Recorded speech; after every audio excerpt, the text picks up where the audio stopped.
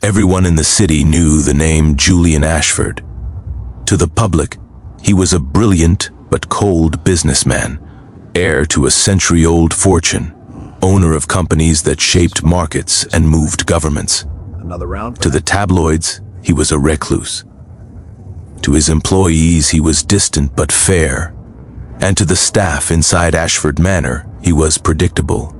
That was exactly why no one suspected a thing the night he pretended to be drunk. The chandelier-lit living room echoed with the sound of a half-finished party. Important guests had come and gone, laughter fading into the marble halls. Glasses sat abandoned on tables.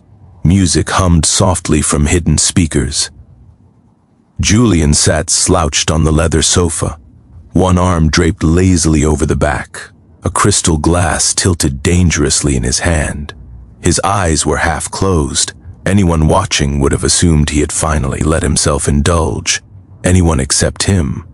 Julian Ashford was completely sober.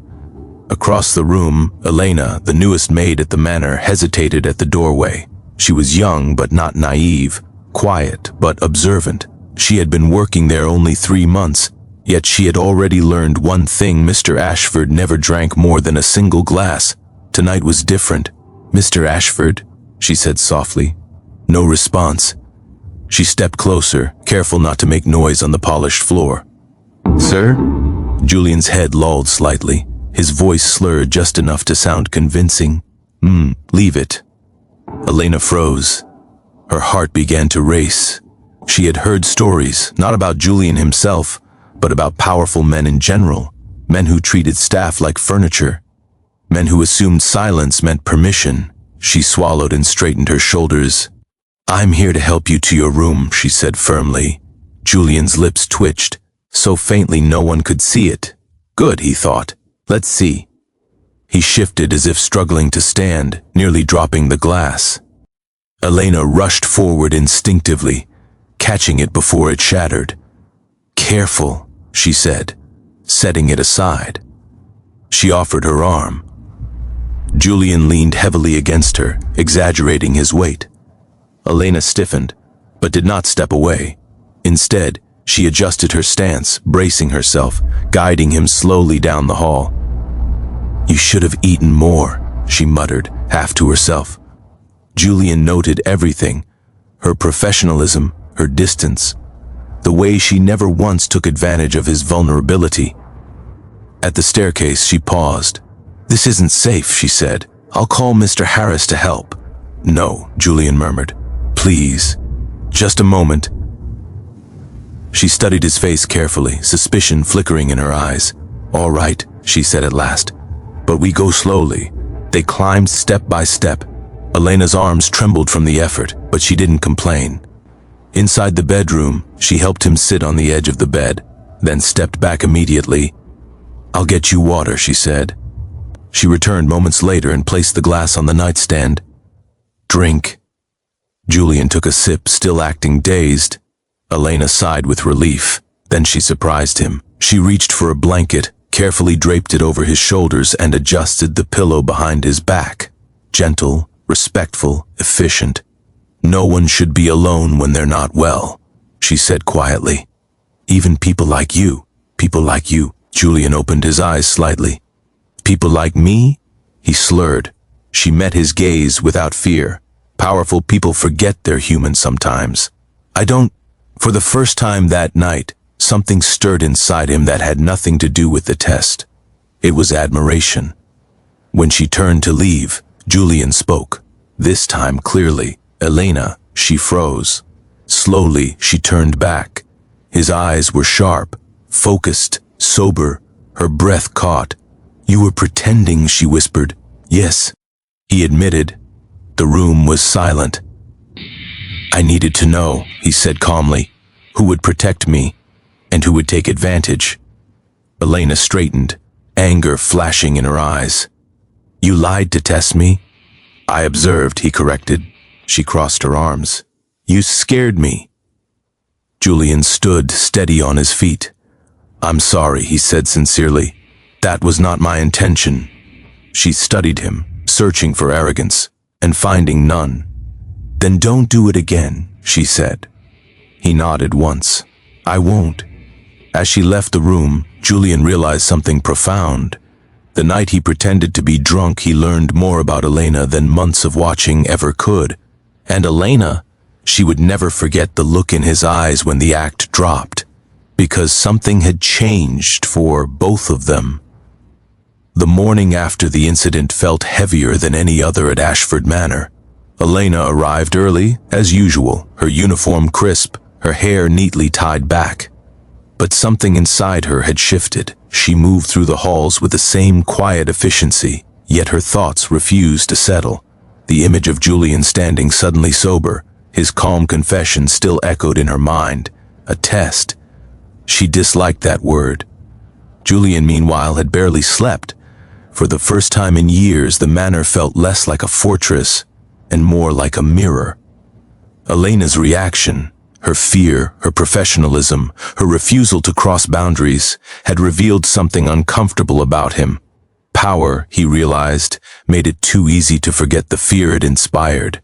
At breakfast, he noticed her immediately. She poured tea for the guests, her eyes never lingering on him longer than necessary. Elena, he said gently. She stiffened but turned. Yes, sir? Walk with me, he said. The room fell quiet. Elena hesitated. If it's about last night, it is, he replied, and I owe you an apology. They stepped into the garden, morning sunlight cutting through the fog. Julian stopped beneath an old oak tree.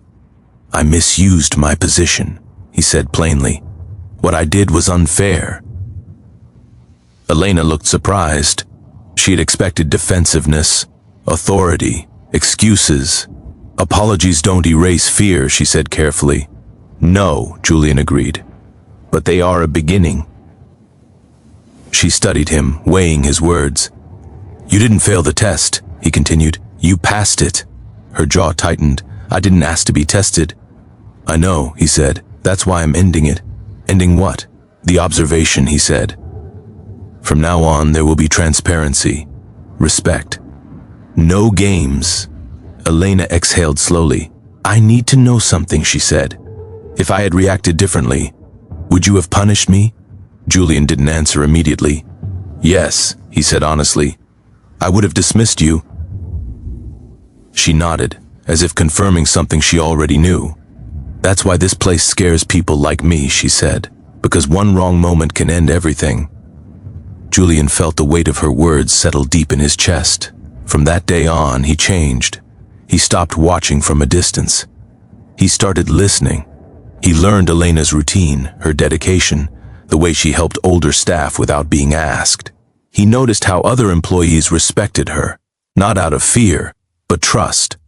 Elena, however, remained cautious. She accepted his apology but kept her distance. Polite, professional, guarded. One afternoon, Julian overheard raised voices in the staff corridor. A senior housekeeper was scolding Elena harshly. You think you're special now? The woman snapped. Because the master spoke to you? Elena said nothing, her face pale. Julian stepped forward. That will be enough, he said coldly. The corridor fell silent. She's done nothing wrong, Julian continued. If you have concerns, you bring them to me, not to intimidation. The housekeeper stammered an apology and left. Elena looked at Julian, stunned. You didn't have to do that, she said quietly. Yes, he replied. I did. That moment marked another shift. Trust did not bloom overnight, but a seed had been planted. Days turned into weeks. Julian found himself seeking Elena's presence, not out of authority, but comfort. He asked her opinions about small things. He listened when she spoke. One evening during a storm, the power flickered. Staff hurried to secure the manor. Elena found Julian alone in the library, candlelight casting shadows on the walls. You don't like storms, she said. He looked surprised. How did you know?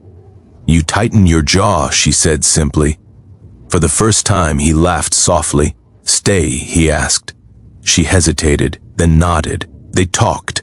about nothing important, and everything.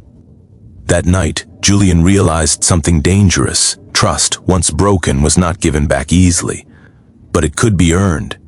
And Elena, despite everything, was allowing him to try. Elena believed in lines, invisible ones perhaps, but powerful all the same. They were the lines that kept her safe in a world where people like Julian Ashford held power with a careless ease. Lines between employer and employee, between kindness and expectation, between trust and vulnerability. And she guarded those lines fiercely. Julian noticed.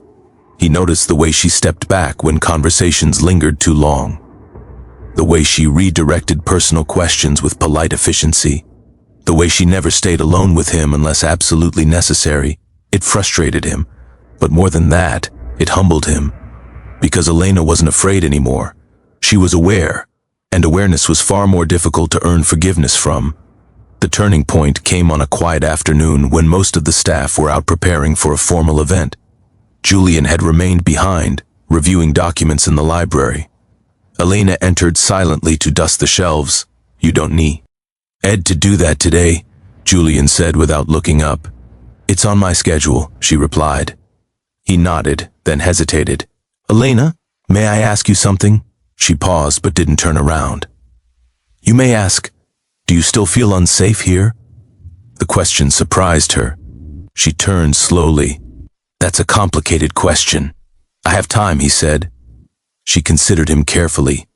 "I feel watched less, respected more. But safety isn't just about behavior. It's about power." Julian leaned back, thoughtful. "I can't change the fact that I have power," he said. "No," Elena agreed, "but you can change how you use it." That night, something shifted in him. Julian began withdrawing, not emotionally, but structurally. He delegated authority, created formal channels for staff concerns, instituted anonymous reporting, ensured Elena was never placed in vulnerable situations again. Some staff whispered, others noticed, and one person resented it deeply. Mr. Collins, the estate manager. He had worked at Ashford Manor for over 20 years and believed control was the same as order. Elena's growing respect among staff and Julian's visible regard for her angered him. "You're getting ideas above your station," he told her sharply one evening. "I'm doing my job," Elena replied calmly. "Careful," Collins warned. "Men like him don't notice people like you for good reasons." Elena felt a chill, but said nothing. The following week, Collins crossed the line. He assigned Elena to a late-night task alone in a remote wing. Against policy. Julian discovered it by accident. When he found her carrying supplies down the dim corridor, his face darkened. "What are you doing here?" he asked. "Mr. Collins told me to," she said quietly. Julian's voice hardened. "That ends now." He escorted her back himself. The next morning, Collins was dismissed. Elena was summoned to Julian's office. "I didn't ask for that," she sighed. Immediately. "I know," Julian replied. "That's why I did it." She looked at him carefully. "You protected me, yes, but you also reminded everyone who holds the power." Julian nodded. "That's the line I'm still learning to walk." For a long moment, neither spoke. Then Elena said softly, "I don't want special treatment." "You won't get it," he said firmly. "You'll get fairness." That night, Elena sat alone in her small room, conflicted.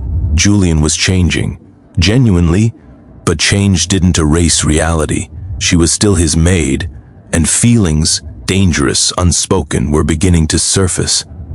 She noticed it in the way his eyes lingered, in the pauses between words, in the silence that felt charged instead of empty. So she did the only thing she could. She asked for distance.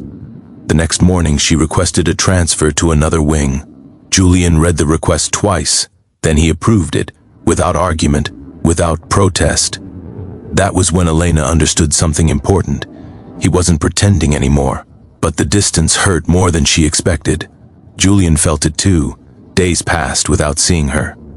The manor felt hollow, And when he finally encountered her again, by chance in the garden, something in her eyes told him the truth. The line had been drawn, and crossing it would change everything. The days that followed Elena's transfer felt impossibly long for Julian. The manor's halls were quieter without her careful footsteps. Even the staff seemed subdued, their movements less precise, their smiles a little dimmer. Julian had spent years controlling everything around him, but he could not control this. The effect Elena had on the air he breathed, the spaces he inhabited. He tried to focus on work, on the empire outside the manor walls. Board meetings, financial forecasts, and new acquisitions filled his days. Yet each night, as he returned home, he found himself wandering the company. Corridors she had walked, imagining her presence in empty rooms. Meanwhile, Elena kept her head down. She respected her boundaries, respected the line she had drawn, but even in her attempts at distance, her thoughts betrayed her. Julian's presence, even when muted, lingered in the corners of her mind. She could not ignore it, no matter how hard she tried. It was a rainy evening when the inevitable happened. Julian entered the kitchen, carrying a folder of documents. He did not see Elena at first. She was bent over a stack of freshly washed dishes, water dripping from her hands onto the counter. "Elena," he said softly. She froze, hands still, and turned slowly. "I didn't expect to see you here," she said, carefully neutral. "I didn't expect to be here either," he admitted. His eyes held a rare vulnerability. "But I needed to speak with you." She leaned against the counter, crossing her arms, a silent challenge in her posture. "I've realized something," he continued, pretending, testing. "It was foolish. I shouldn't have done that. It undermined trust, the very thing I claimed to value." Elena's lips pressed into a thin line. "It wasn't just foolish, it scared me, and it almost broke something I don't easily give." Julian stepped closer. "I know, and I'm not asking you to forgive me immediately. I need you to know that the man you see before you now is entirely sincere. No tests, no games, nothing hidden." For the first time, Elena allowed herself to study him. The lines of his face were softer, less guarded. His usual aura of command and untouchable authority had shifted into something more human, more accessible. "You know," she said quietly, "most people with your wealth wouldn't care about lines or rules or respect. They would assume loyalty is enough." "Most people are wrong," Julian said. "I was wrong. I see now that respect isn't given because someone fears why. Our power, it's given because it is earned, and I want to earn yours, honestly." Elena's eyes softened slightly. "Words are easy, I know," he replied. "But actions, that's another matter, and I intend to show you, not tell you." Their conversation was interrupted by the sound of distant thunder. Julian glanced out the window, rain streaking the glass. "Sit," he said gently, motioning to a chair at the kitchen table. "Please, just for a moment."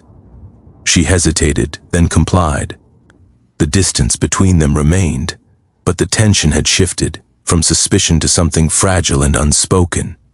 "I've watched you," he admitted quietly, "not in the old way, not to test or manipulate. I've watched because I wanted to understand who you are, beyond my assumptions, beyond your role here, and I've seen integrity, compassion, courage, and I've respected you more than I thought possible." Elena's heart thudded. She had seen glimpses of vulnerability before, but not so openly admitted. "And I," she said carefully, "have seen someone capable of change, someone willing to admit mistakes. Someone human." Julian smiled faintly. "That's the man I hope to be. For myself and perhaps for you." She looked down, unsure how to respond. The line they had drawn was still there, but its edges seemed less rigid. "I don't know if I can fully trust again," she admitted. "Not after what happened. But I can see the attempt, and that counts for something." He nodded, relief washing over him.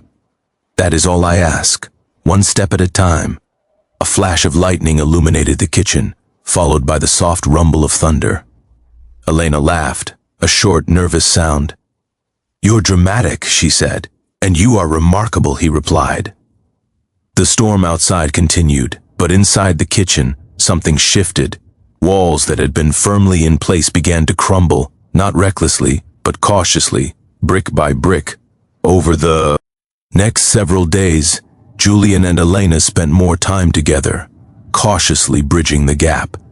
He never intruded. She never retreated. Conversation became easier, laughter returned to the halls, and the invisible tension began to transform into something lighter, almost comforting. Then one evening, a sudden incident tested them once more. A pipe burst in the manor, flooding a wing and causing chaos. Staff scrambled. Julian, who would normally have retreated to safety, rushed to assist. Elena was already coordinating the response, shouting instructions with calm authority. "Sir," she called, "step carefully." He nodded, following her guidance. Together, they moved through the flooded corridor, balancing themselves, rescuing furniture, and ensuring no one was hurt. When the crisis subsided, they stood side by side in the drenched hallway, soaked and exhausted. Julian looked at her, admiration shining in his eyes. "You were incredible," he said. Elena smiled tiredly. "So were you. For once, I didn't feel like I had to protect myself from you." Julian's chest tightened. He realized in that moment what he had known but not admitted. She had become indispensable, not only to his world but to his heart. Elena met his gaze. For the first time, she allowed herself to see him fully, stripped of pretense, and Julian at that moment knew the mask had finally fallen. The aftermath of the flooded wing left Ashford Manor quiet but buzzing with relief. No one had been hurt, and the staff was exhausted but proud. Elena sat on the steps leading to the staff quarters, wiping her damp hands on a towel, finally allowing herself a moment to breathe. Julian appeared silently, carrying 2 steaming cups of tea. He handed one to her without a word. "Thank you," she said softly, accepting it. "You don't need to thank me," he replied. "I was just following instructions." Elena raised an eyebrow. "Instructions? You know, yours," he said with a faint smile. "I've learned to listen and to follow." She studied him, her heart racing despite herself. He had been different since the pipe incident, less distant, more present. His eyes, usually guarded and calculating, now reflected a warmth she hadn't seen before. "Sit," he suggested, gesturing to the step beside her. She hesitated but complied, and for a while they sat in silence, sipping tea, listening to the soft drip of water from the repairs outside. The quiet was comfortable, not forced, and it felt like the first time they had shared space as equals rather than as master and maid. "Do you realize," Julian began quietly, "how remarkable you are?" Elena looked at him, startled. "Remarkable?" "Yes," he said, meeting her gaze directly. "You've shown integrity, patience, courage, and compassion, all without ever asking for recognition. You've faced challenges, handled authority, and yet remained yourself." Her cheeks flushed slightly. "I'm just doing my job." "That's the point," he said. "Most people in your position would have bent, avoided responsibility, or been intimidated. You did none of that, and I've never been able to ignore it." Elena's hands trembled slightly around her cup. The vulnerability in his voice caught her off guard. She had spent months maintaining control over her emotions, her space, her heart, and yet here he was, exposing his own vulnerability in a way that demanded hers. "Julian," she began cautiously. He held up a hand. "Please, let me finish. I need you to hear this." Elena nodded, silently encouraging him to continue. "I pretended to be drunk once," he said, voice low.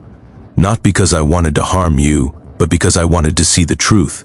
And the truth was you. You didn't falter. You didn't exploit the situation. You acted with courage and grace, and that changed everything. For me." Elena's chest tightened. She had anticipated apologies.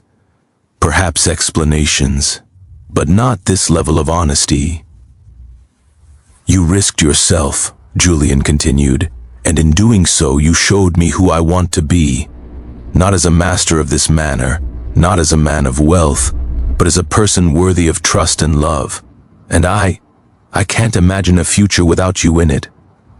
Elena's eyes widened. She placed her cup down and looked at him, searching for signs of jest. There were none. His expression was earnest, vulnerable, and steady. "Julian," she whispered. He reached for her hand gently. "I don't want to rush anything," he said. "I don't want to ask for forgiveness. I just want to ask for something else, something I hope you might grant me." Her heart pounded. "And what is that?" He took a small box from his pocket, a simple velvet container. He opened it to reveal a modest, elegant ring. No extravagant diamonds, no show of wealth, just a symbol of sincerity. "Elena Morales," he said, voice shaking slightly. "Will you allow me the honor of standing by your side, not as your master, not as a test or a lesson, but as a man who wants to love you, protect you, and respect you, for as long as you'll let me?" Elena's eyes filled with tears. Her hand shook as she reached for the ring, turning it over in her fingers. It was modest, but it held meaning. He had stripped away the power, the wealth, the title. What remained was trust, sincerity, and undeniable affection. I don't know what to say," she whispered. "Say yes," he said gently, "if it's what you want. No pressure, no obligation, just truth." She laughed softly, tears running down her cheeks. "I think I've been waiting for someone to see me like this, someone who doesn't see my role, my limits, or my station, but me." He smiled, hope and relief radiating from his expression. "I'll say yes," she breathed. Julian slipped the ring onto her finger with careful reverence. He pulled her into a hug, not the cold, distant man she had once known, but a man entirely present, entirely sincere. For the first time, Elena allowed herself to feel safe, cherished, and truly seen. The staff would later whisper about the incident, the stolen glance, the quiet declaration in the empty kitchen, but Julian and Elena didn't care. They had crossed the line from employer and employee into something much rarer: mutual respect, admiration, and love. Months later, Ashford Manor was filled with warmth that had nothing to do with wealth. The halls were alive with laughter and shared moments, small gestures of kindness, and a partnership built on honesty and courage. Julian had learned that power could not replace respect, and Elena had learned that trust, once earned, could inspire love. And as they stood together by the same oak tree where they had first spoken openly, Elena realized something profound. The night he pretended to be drunk, the night she had acted with integrity and courage, had not just revealed her character, it had revealed his heart. Julian, in turn, had discovered that the most unforgettable moments were not born of wealth or power, but of honesty, vulnerability, and shared humanity. And as they looked into each other's eyes, the manor around them seemed to glow with a quiet, enduring light. The act that had begun as deception had led to the most sincere, unforgettable truth of all: love, respect, and trust, unshakable, undeniable, and unforgettable.